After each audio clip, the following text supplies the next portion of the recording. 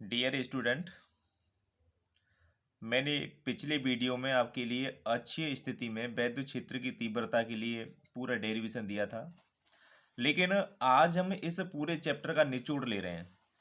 ऐसे मान लीजिए इस पूरे चैप्टर को मैं आपको बारीकी से पढ़ा रहा हूँ और ये हमारा पहला चैप्टर है स्थिर वैद्युतिकी इलेक्ट्रोस्टैटिक्स। पहला चैप्टर है हमारा chapter first, electric charge and field, वैद्युत आवेश तथा क्षेत्र। इसे हम बहुत बारीकी से समझेंगे। जैसा कि आप देख रहे हैं इसमें सबसे पहले हमारी फर्स्ट हेडिंग है इलेक्ट्रिक चार्ज है, वैद्युत आवेश। तो हम यहाँ देखेंगे कि वैद्युत आवेश क्या है, इसकी हम शॉर्ट डेफिनेशन कैसे दें। डेफिनेशन तो बहुत सारी डेफिनेशन है, आपको बुक्स में अलग अलग टाइप की परिभाषाएं मिल जाएंगी, लेकिन मैंने यहाँ क्या डेफिनेशन दी है बिल्कुल शॉर्ट एंड सिंपल। देखिए, वैद्युत आवेश वह भौतिक राशि होती है जो किसी पदार्थ को आवेशित कर देती है। आवेशित का मतलब यहाँ मैंने लिखा है, आवेशित होने का मतलब होता है वैद्युत में होना, और वैद्युत में को हम इंग्लिश में क्या बोलते हैं, इलेक्ट्रीफाइड बोलते हैं। यानी किसी भी सबस्टेंस का, किसी पदार्थ का क्या होना, इलेक्ट्रीफाइड होना। इलेक्ट्रीफाइड होने का मतलब यह है कि उस पदार्थ ने आवेश को एक्सेप्ट कर लिया है, उस आवेश को ग्रहण कर लिया है। और इससे कोई जरूरी नहीं है कि उस पर चार्ज किस टाइप का आता है, उस पर चार्ज पॉजिटिव भी आ सकता है और नेगेटिव चार्ज भी आ सकता है। अब हम बात करेंगे, जैसे जनरली हम आवेश के प्रकार की बात करेंगे तो आवेश यहाँ हमने दो प्रकार की बताई हैं। एक होता है धनावेश होता है और एक होता है ऋणावेश, जिनको हम पॉजिटिव चार्ज कहते हैं और नेगेटिव चार्ज कहते हैं। पॉजिटिव चार्ज को प्लस क्यू से डिनोट करते हैं और नेगेटिव चार्ज को माइनस के क्यू से डिनोट करते हैं। अब हम यहाँ देख रहे हैं कि किसी चालक का आवेशित तथा ऋणावेशित होना, किसी चालक का धनावेशित होना और ऋणावेशित होना, ये किस तरीके से होता है। देखिए, आप इस डायग्राम में आप देख रहे हैं कि हमारे पास में ना दो दो रॉड्स हैं, ये दो पदार्थ हैं, दो छड़ हैं ये। तो इनको हम जब आपस में रगड़ेंगे तो रगड़ने से इनके अंदर, इनके बीच में क्या होता है, इलेक्ट्रॉनों का आदान प्रदान होता है। इलेक्ट्रॉन ए छड़ पे से या तो बी पे जाएंगे या फिर बी पे से पे आएंगे। मान के चल रहे हैं कि ए छड़ पे से इलेक्ट्रॉन बी पे गए, और जो देने वाला होता है वो कौन होता है, दाता होता है। और दाता हमेशा कौन होता है, धनावेशित होता है। दाता धनी होता है ना। और धनी धनी होने का मतलब ये है कि ये अपनी जगह पे कैसा चार्ज छोड़ के जाएगा, नेगेटिव पॉजिटिव चार्ज छोड़ के जाएगा। और जो इलेक्ट्रॉन को लेने वाला होता है वो हमेशा कौन होता है, ऋणी होता है, यानी गिराई होता है। और गिराई होने का मतलब उस पदार्थ पे ऋणावेश आ गया है। किसी पदार्थ का ऋणावेश होने का मतलब उस पे इलेक्ट्रॉन की अधिकता हो जाएगी, और जिस पे से इलेक्ट्रॉन निकल के जा रहे हैं उस पे इलेक्ट्रॉन की क्या होगी, कमी होगी। लेकिन निकलने वाले का मतलब क्या है, ये दाता है, दाता का मतलब धनावेश हो गया। इस प्रकार ए पदार्थ पे धनावेश और बी पदार्थ पे कैसा, ऋणावेश। तो इस प्रकार यहाँ इस पर पॉजिटिव चार्ज है और ये इस पर नेगेटिव चार्ज आ गया। इसके बाद में आप देखिए, किसी चालक पर कुल आवेश का सूत्र क्या है, formula of total charge of any conductor. किसी पदार्थ पे, किसी चालक पर टोटल आवेश की मात्रा कितनी होती है, तो इसके लिए फॉर्मूला होता है Q is equal to N E होता है। ये लिखा हुआ Q इजकल टू कितना है, एन ई है। अब यहाँ एन क्या है, ई क्या है, इनको हम थोड़ा सा, ये है यहाँ पे जहां पर एन क्या है, नंबर ऑफ इलेक्ट्रॉन होते हैं, इलेक्ट्रॉन की संख्या होती है, और ई क्या होता है, चार्ज ऑफ इलेक्ट्रॉन, इलेक्ट्रॉन का आवेश होता है। और इस ये इलेक्ट्रॉन का आवेश जो होता है वो सबसे छोटा आवेश होता है, और सबसे छोटा आवेश होने की वजह से इनको मूल आवेश कहते हैं। मूल आवेश को इंग्लिश में फंडामेंटल चार्ज कहते हैं। फंडामेंटल चार्ज को हम ये भी कह सकते हैं, the minimum amount of charge is called fundamental charge. आवेश की सबसे छोटी से छोटी मात्रा, अर्थात सब आवेश की न्यूनतम मात्रा को हम क्या बोलते हैं, मूल आवेश कहते हैं, है ना। वैल्यू ऑफ फंडामेंटल चार्ज या फिर इलेक्ट्रॉन का चार्ज, यानी फंडामेंटल चार्ज और इलेक्ट्रॉन के चार्ज, यानी इलेक्ट्रॉन का आवेश और मूल आवेश दोनों एक ही बात है। और इसकी जो न्यूमेरिकली वैल्यू होती है वो E is equal to 1.6 into 10⁻⁻⁹ coulomb होती है। यानी फंडामेंटल चार्ज को या इलेक्ट्रॉन के आवेश को आप स्मॉल ई से रिप्रेजेंट कर सकते हैं, जिसकी वैल्यू ये लिखी हुई है। इसके बाद हम एक एग्जाम्पल के माध्यम से समझते हैं। देखिए, ये आपका एग्जाम्पल लिखा हुआ है, एक चालक पर प्लस 4.8 कूलम आवेश है। ये क्या लिखा है, प्लस का लिखा हुआ है। उस चालक पर कितने इलेक्ट्रॉनों की कमी या अधिकता होगी। जैसा कि हमने पिछले टॉपिक में ये पढ़ा है कि जिस चालक पर अगर पॉजिटिव चार्ज है, पॉजिटिव चार्ज होने का मतलब ये हुआ कि उसने इलेक्ट्रॉन निकाल दिए। जब इलेक्ट्रॉन निकाल दिए होंगे तो उस पर इलेक्ट्रॉन की क्या होनी चाहिए, कमी होनी चाहिए। क्या होनी चाहिए, कमी। तो हमें एक आंसर तो यहीं से मालूम पड़ गया कि उस चालक पर पॉजिटिव है या नेगेटिव है, तो उस चालक पर इलेक्ट्रॉन की कमी है या अधिकता है, तो सिर्फ हम उसके वैल्यू को पता कर लेंगे, यानी उसकी प्रकृति उस पर पॉजिटिव है या नेगेटिव, उसी से पता चल जाएगा। तो यहाँ पर पॉजिटिव चार्ज होने की वजह से हम ये कह सकते हैं इस पे इलेक्ट्रॉन की क्या होगी, कमी होगी। अब कितने इलेक्ट्रॉन की कमी होगी ये हम फॉर्मूले से निकाल लेंगे। देखिए जैसा कि यहाँ गिवन है Q इजकल टू कितना है 4.8 कूलम है, हमारा आवेश दिया हुआ है प्लस का 4.8 कूलम है, हमें नंबर ऑफ इलेक्ट्रॉन निकालना है। फॉर्मूला होता है Q इजकल टू N होता है, और N is equal to Q is dividing by E होगा। Q का मतलब टोटल चार्ज जो कि 4.8 दिया हुआ है, और यहाँ स्मॉल e का मतलब होता है fundamental charge 1.6 into 10 to the power minus का 19 होता है। ये हमने पॉइंट से पॉइंट को कैंसिल कर दिया, और इस 16 से 48 को 3 टाइम्स हमने कैंसिल कर दिया, और ये माइनस का जो 19 पावर है ये ऊपर जाएंगी तो ये प्लस की हो जाएंगी, इसलिए इसका फाइनल आंसर रहा हमारा 3 into 10 to the power 19 electron. और वो भी क्या रहेगी, कि कमी रहेगी, क्योंकि हमारे पास में जो कंडक्टर पर जो उसकी प्रकृति है वो कैसी है, धनात्मक है, उसकी जो नेचर है उसका कैसा है, पॉजिटिव है, इसलिए उसकी इतने इलेक्ट्रॉन की क्या रहेगी, कमी रहेगी। नेक्स्ट हमारा टॉपिक देखिए अगला टॉपिक है हमारा किसी तत्व पर आवेश का मान ज्ञात करना। हम किसी एलिमेंट पे, किसी तत्व पे हम चार्ज की वैल्यू कैसे निकालेंगे, ये देखिए। तो किसी भी एलिमेंट पर जो चार्ज की वैल्यू है वो उसके एटॉमिक नंबर पर डिपेंड करती है, अर्थात तो उसका एटॉमिक नंबर ही डिसाइड करता है। जैसे हमें अल्फा कण का हमें क्या निकालना है, चार्ज निकालना है। अच्छा, अल्फा कण क्या होता है, हीलियम परमाणु का नाभिक होता है, और हीलियम का जो सिंबल होता है वो क्या होता है, 2He4 होता है, जहां पर 2 क्या है, इसका ये परमाणु क्रमांक होता है, एटॉमिक नंबर होता है, और ये 4 है, ये क्या है, एटॉमिक मास है। और अगर हम इसमें से इलेक्ट्रॉन की संख्या निकालना चाहें तो एटॉमिक मास में से यानी द्रव्यमान संख्या में से परमाणु क्रमांक को हम घटा देंगे तो वो न्यूट्रॉन की संख्या निकल के आ जाएगी। बट हमें न्यूट्रॉन की संख्या से मतलब नहीं है, द्रव्यमान संख्या से मतलब नहीं है, हमें मतलब किससे है, परमाणु क्रमांक से मतलब है। क्योंकि किसी भी एलिमेंट पे जो टोटल चार्ज निकाला जाएगा वो किससे निकाला जाएगा, एटॉमिक नंबर से निकाला जाएगा, यानी परमाणु क्रमांक से निकाला जाएगा। देखिए तो जैसा कि स्टूडेंट हम यहाँ पर देख रहे हैं कि यहाँ पर इसका एटॉमिक नंबर कितना है, 2 है, यहाँ पे 2 है, तो n की वैल्यू कितनी मानी जाएगी, यहाँ पे 2 मानी जाएगी। जैसा कि फॉर्मूला शुरू में हमने पढ़ा था कि Q इजकल टू कितना होता है, n ही होता है, n की वैल्यू कितनी है 2, और यहाँ पर चार्ज ऑफ इलेक्ट्रॉन कितना होता है 1.6 into 10 to the power minus का 19 होता है। जब 2 का 1.6 में इंटू करेंगे तो कितना हुआ, 3.2 हुआ, 3.2 into 10 to the power minus का 19 कूलम हुआ। इसका मतलब अल्फा कण पर जो चार्ज रहेगा वो 3.2 into 10 to the power minus का 19 कूलम रहेगा। ऐसे ही लिथियम के बारे में समझिए, लिथियम का जो सिंबल रहता है वो 3Li7 रहता है, दूसरे नंबर पे 3Li7 है, जहां पर ये 3 क्या है, परमाणु क्रमांक है, और 7 या द्रव्यमान संख्या है, एटॉमिक मास है। बट एटॉमिक मास से कोई मतलब नहीं है, हमें चार्ज निकालने के लिए तो सिर्फ हमें एटॉमिक नंबर की ही जरूरत पड़ती है, और एटॉमिक नंबर कितना यहाँ पे 3 है।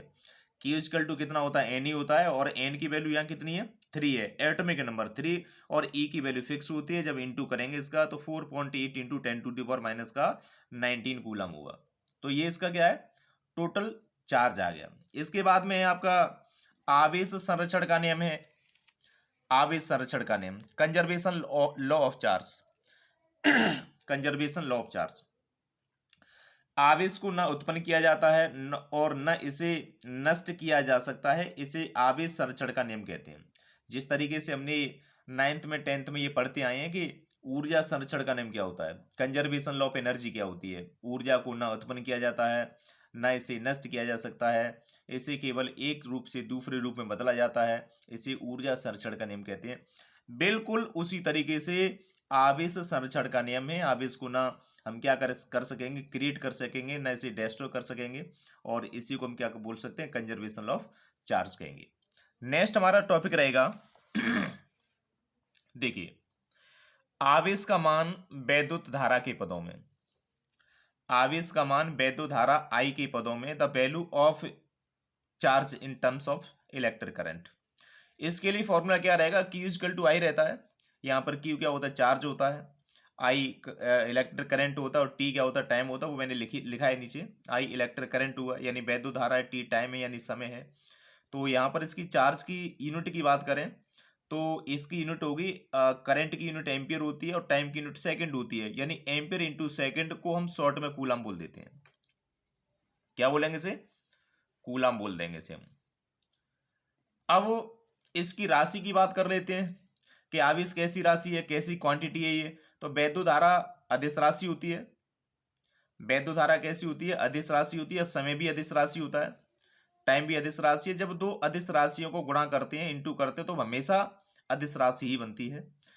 इसलिए वैद्युत आवेश जो है वो अदिश राशि होती है। और इसका जो विमीय सूत्र होता है, आपने डायमेंशन अब पढ़ा होगा, जैसे वैद्युत धारा का जो विमीय सूत्र होता है वो ए होता है, और समय का जो होता है वो टी होता है। इसलिए दोनों को इंटू करने के बाद में इसका डायमेंशन ई टी हुआ।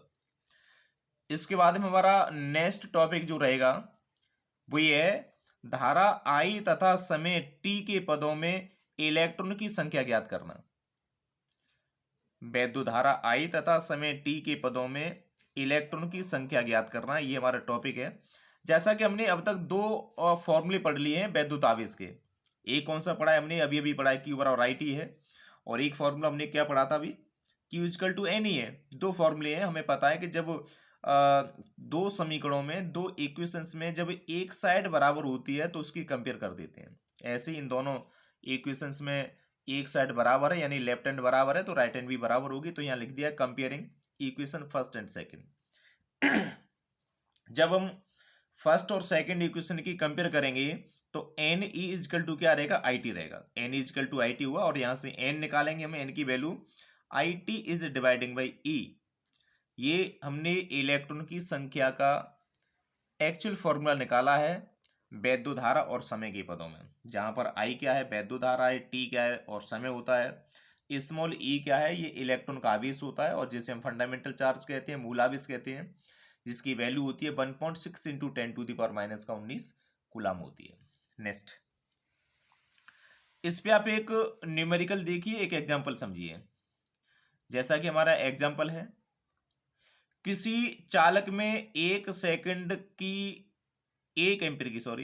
किसी चालक में 1 एम्पियर की धारा 1 सेकंड तक प्रवाहित की जाए तो उससे गुजरने वाले इलेक्ट्रॉन की संख्या ज्ञात कीजिए।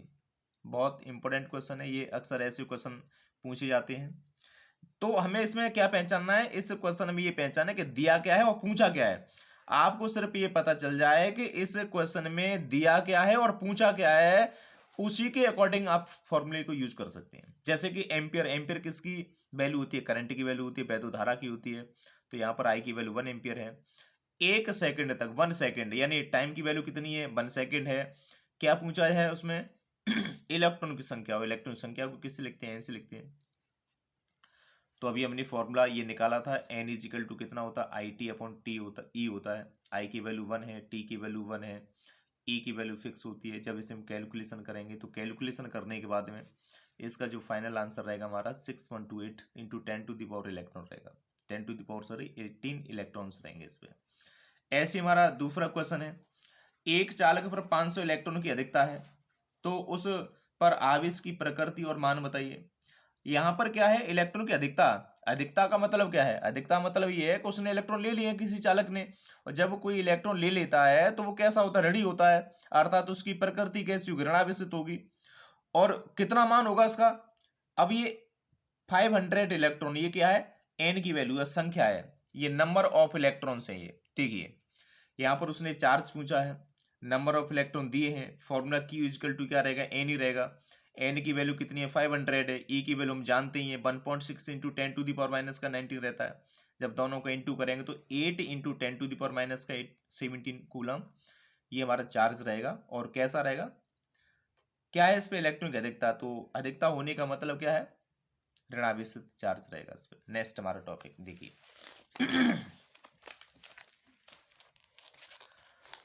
अगला हमारा जो टॉपिक रहेगा 1 कूलम की डेफिनेशन। देखिए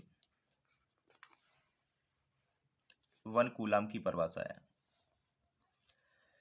एक कूलम की परिभाषा, जैसा कि Q इक्वल टू हमने आई टी पढ़ा है, K equal T I T, I का मतलब यहाँ वैद्युत धारा है, वैद्युत धारा का मात्रक एम्पियर होता है, ये टी समय है, समय का मात्रक क्या होता है, सेकंड होता है। तो एम्पियर इंटू सेकंड बना, और एम्पियर इंटू सेकंड को शॉर्ट में क्या बोलते हैं, कूलाम बोलते हैं। हमें डेफिनेशन किसकी बनानी है, कूलाम की बनानी है। तो कूलाम की परिभाषा बनाने के लिए हम यहाँ ये लिख सकते हैं कि कूलाम किसके बराबर है, एम्पियर इंटू सेकंड के बराबर है। यानी कूलाम है एम्पियर इंटू सेकंड के बराबर है, बट हमें एक कूलाम की परिभाषा बनानी है। तो एक कूलाम की परिभाषा बनाने के लिए वैद्युत धारा की वैल्यू कितनी होनी चाहिए, 1 एम्पियर, समय की वैल्यू कितनी होनी चाहिए, 1 सेकेंड। तो हम ये कह सकते हैं यदि किसी चालक में 1 एम्पियर की धारा 1 सेकंड तक प्रवाहित की जाए तो उस चालक से गुजरने वाले आवेश का मान कितना होगा, 1 कूलम होगा। इस तरीके से बना सकते हैं आप। नेक्स्ट नेक्स्ट है हमारा वैद्युत क्षेत्र। ये समझिए वैद्युत क्षेत्र क्या होता है, इलेक्ट्रिक फील्ड क्या होता है। ये देखिए इलेक्ट्रिक फील्ड क्या होता है। डेफिनेशन है वैद्युत, ये है वैद्युत आवेशों का वह समूह जिसमें कोई परीक्षण आवेश लाने पर वह उस क्षेत्र में आकर्षण अथवा प्रतिकर्षण बल का अनुभव करता है, वैद्युत क्षेत्र कहलाता है। सिंपल भाषा में भी ये कह सकते हैं कि आवेशों के चारों ओर के समूह को वैद्युत क्षेत्र भी कह सकते हैं। बिल्कुल सिंपल, वैद्युत आवेशों के समूह को यानी वैद्युत आवेशों के चारों ओर के क्षेत्र को हम वैद्युत क्षेत्र भी कह सकते हैं। लेकिन इसे और थोड़ा सा हम मॉडिफाई करके बोलें तो वैद्युत आवेश तथा आवेश समुदाय के चारों ओर का वह क्षेत्र जिसमें कोई अन्य आवेश आकर आकर्षण अथवा प्रतिकर्षण बल का अनुभव करता है, वैद्युत क्षेत्र कहलाता है। इस तरीके से भी आप लिख सकते हैं। जैसे यहाँ पर ये पूरा का पूरा हमने क्षेत्र मान लिया, पूरा फील्ड मान लिया है, इसमें बहुत सारे आवेश हैं। अगर इस पूरे क्षेत्र के अंदर कोई एक्स्ट्रा चार्ज अगर इसके अंदर डाला जाए या लाया जाए तो वो कहीं ना कहीं हर एक चार्ज के साथ में कभी तो वो आकर्षण बल का अनुभव करेगा, कभी वो प्रतिकर्षण बल का अनुभव करेगा। तो जितनी एरिया के अंदर वो आकर्षण अथवा प्रतिकर्षण बल का अनुभव करे वो पूरा का पूरा क्षेत्र क्या कहलाएगा, वैद्युत क्षेत्र कहलाएगा। नेक्स्ट अब यहां पर हम ये देख लेते हैं कि ये इलेक्ट्रिक फोर्स क्या होता है, वैद्युत बल क्या होता है। देखिए वैद्युत बल को समझिए आप, वैद्युत बल क्या है। यहां पर हमारा वैद्युत बल है, इलेक्ट्रिक फोर्स बोलते हैं।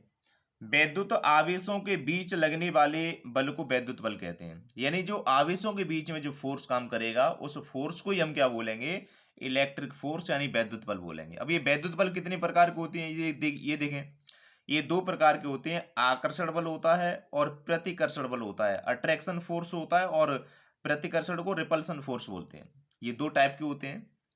और ये कब कब काम करेंगे, ये काम करेंगे जब दोनों के दोनों चार्ज अपोजिट हैं। जैसे एक पॉजिटिव चार्ज है और एक नेगेटिव चार्ज, एक पॉजिटिव है और एक नेगेटिव चार्ज है, तो इनके बीच में कैसा काम करेगा, अट्रैक्शन फोर्स काम करेगा।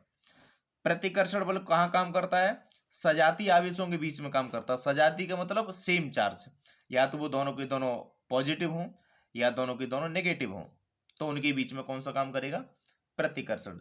यानी लाइक चार्ज के बीच में कौन सा करेगा, प्रतिकर्षण काम करता है, रिपल्सन काम करता है। और अनलाइक चार्ज के बीच में कौन सा काम करता है, अट्रैक्शन फोर्स काम करता है। इसके बाद में देखिए वैद्युत धारा की तीव्रता, वैद्युत धारा की तीव्रता इसे हम बोलते हैं इंटेंसिटी ऑफ इलेक्ट्रिक फील्ड। ये तो इसका पूरा नाम है, बट हम शॉर्ट में क्या बोल देते हैं कि वैद्युत धारा बोल देते हैं। सिर्फ क्या बोलते हैं, वैद्युत धारा, इलेक्ट्रिक करंट बोल देते हैं। लेकिन सही मायने में इसे कि हम अगर पूरा डिफाइन पूरा देखें तो हम इसे intensity of electric field, electric current बोलना चाहिए आई को। लेकिन शॉर्ट में क्या बोलते हैं, वैद्युत धारा, ये भी सही रहता है। देखिए डेफिनेशन क्या किस तरीके से बनाएंगे हम, ये देखेंगे। जैसा कि फॉर्मूला होता है हमारे पास में Q equal to I T, हमने पढ़ा है। और अगर यहाँ से हम I की वैल्यू निकालेंगे तो Q में हम किसका डिवाइड करेंगे, T का डिवाइड करेंगे। और जैसा कि हमें पता है कि Q क्या है, यहाँ पे चार्ज है, और T क्या है, यहाँ पे समय है। और किसी भी भौतिक राशि के में अगर हम टाइम से डिवाइड करते हैं, समय से भाग देते हैं, तो उसकी क्या बोलते हैं, दर बोलते हैं। लेकिन यहाँ डिवाइड किस में कर रहे हैं, आवेश में, तो इसे हम क्या बोलेंगे, आवेश प्रवाह की दर बोलेंगे। वैसे लिखा भी है, किसी चालक में आवेश प्रवाह की दर को हम क्या बोलते हैं, वैद्युत धारा बोलते हैं। Q equal to I T से I की value Q is dividing by T है। Q क्या है, वैद्युत आवेश है, T क्या है, टाइम है। अगर हम आवेश की यूनिट की बात करें तो यूनिट आवेश की कूलाम होती है, समय की सेकंड होती है। कूलाम बट्टे सेकंड को हम शॉर्ट में क्या बोल देते हैं, एम्पियर बोल देते हैं। एम्पियर है ये। एम्पियर है। अगर हम राशि की बात करें तो राशि कैसी है, जैसा कि I is equal to Q upon T है। अभी अभी हमने पढ़ा है आवेश कैसी राशि है, स्केलर होती है, अदिश राशि है। अच्छा, टाइम भी होती है, टाइम भी स्केलर राशि होती है। जब स्केलर में स्केलर का डिवाइड करेंगे तो ये कौन सी राशि प्राप्त होती है, हमें स्केलर राशि प्राप्त होती है, अदिश राशि प्राप्त होती है। इसका एक मैं नेक्स्ट वीडियो इसी का मैं बनाने वाला हूं, इसी का, कि आप किस तरीके से पहचानेंगे कि कौन सी राशि अदिश है, कौन सी राशि सदिश है ना। और आप अगर इस वीडियो को एक बार देख लेंगे तो आप कभी भूल नहीं पाएंगे उसे। मैं आपको ये क्वांटिटी का, अदिश सदिश का, और एक आपको डायमेंशन का 2 वीडियो आपको बनाऊंगा आगे। आगे देखिए, एक टॉपिक और देखो नेक्स्ट। डायमेंशन मैंने आपको बता दिया कि वैद्युत धारा का जो डायमेंशन होता है वो ए होता है। अब हम 1 एम्पीयर की परिभाषा देखेंगे। आई इजिकल टू कितना है, क्यू अपॉन टी है, और इसकी यूनिट क्या होती है, एम्पियर होती है। आवेश की क्या होती है, कूलम होती है, और टाइम की क्या होती है, सेकंड होती है। इसका मतलब 1 एम्पीयर के लिए 1 कूलम बटे 1 सेकंड लेना पड़ेगा। तो हम ये कह सकते हैं कि यदि किसी चालक में 1 सेकंड में 1 कूलम आवेश प्रवाहित किया जाए तो उस चालक में बहने वाली धारा का मान 1 एम्पीयर होता है। बहुत सिंपल। अगर आपको फॉर्मूला मालूम है तो आप डेफिनेशन बिल्कुल आराम से बना सकते हैं, और हमने इसी से बना लिया है। यदि किसी चालक में एक सेकंड में 1 कूलम आवेश प्रवाहित किया जाए तो उस चालक में बहने वाली धारा का मान कितना होता है, 1 एम्पीयर होता है। इसके बाद में आप इस चीज को और समझिए। वैद्युत आवेश द्वारा उत्पन्न बल ये है। वैद्युत आवेशित कण द्वारा उत्पन्न बल है, यानी कोई चार्ज पार्टिकल है उसके द्वारा क्रिएटेड फोर्स क्या है। आवेशित कण अगर स्थिर है तो कौन सा फोर्स उत्पन्न होगा, स्थिर वैद्युत बल होगा। अगर आवेशित कण गतिमान है तो कौन सा बल होगा, चुंबकीय बल होगा। यदि आवेशित कण कंपन करता हुआ गतिमान है, वाइब्रेशन करता हुआ अगर वो मोशन कर रहा है, तो वहां पर कौन सा फोर्स उत्पन्न होगा, वैद्युत चुंबकीय बल उत्पन्न होगा। नेक्स्ट हमारा टॉपिक है वैद्युत क्षेत्र की तीव्रता। इंग्लिश में इसे इंटेंसिटी ऑफ इलेक्ट्रिक फील्ड बोलते हैं, जिसका सिंबल क्या होता है, ई होता है, कैपिटल ई होता है। इसकी आप 2 डेफिनेशन बना सकते हैं। पहली डेफिनेशन क्या है, वैद्युत क्षेत्र में रखे एकांक परीक्षण आवेश पर लगने वाले बल को वैद्युत क्षेत्र की तीव्रता कहते हैं। कौन सा बल लग रहा है यहाँ पे, वैद्युत बल लग रहा है ना। या तो ये परिभाषा बना सकते हैं। दूसरी डेफिनेशन क्या है, अथवा दूसरी डेफिनेशन आप ये बना सकते हैं, ये है वैद्युत क्षेत्र में किसी परीक्षण आवेश पर लगने वाले वैद्युत बल F तथा परीक्षण आवेश Q नॉट के अनुपात को वैद्युत क्षेत्र की तीव्रता कहते हैं। अर्थात E is equal to F upon Q. F यहाँ क्या है, वैद्युत बल होता है। Q नॉट क्या होता है, परीक्षण आवेश होता है। यूनिट की बात करते हैं तो यूनिट रहेगी, फोर्स की यूनिट होती है न्यूटन, और चार्ज की यूनिट होती है कूलम, तो न्यूटन बटे कूलम कह सकते हैं इसे।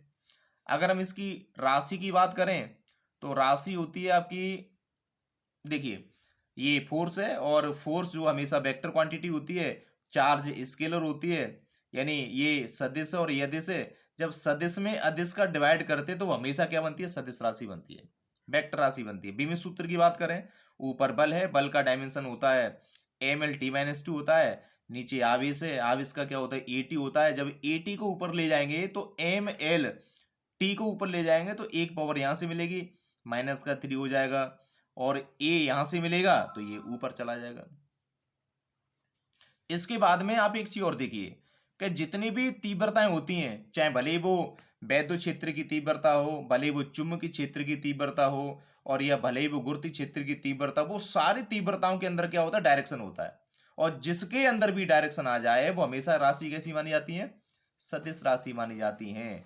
अगर हम सदिश रूप देखें वैद्युत क्षेत्र की तीव्रता का, तो ये देखिए वैद्युत क्षेत्र की तीव्रता का फॉर्मूला क्या था, E बराबर एफ अपॉन क्यू है। तो हमें इसमें से ये देखना है कि सदिश राशि कौन सी है, और जो राशि सदिश होगी उसी पर हम क्या चिन्ह लगाएंगे, वेक्टर का चिन्ह लगा देंगे। वैद्युत क्षेत्र की तीव्रता कैसी राशि, सदिश है, वेक्टर का चिन्ह लगाना पड़ेगा।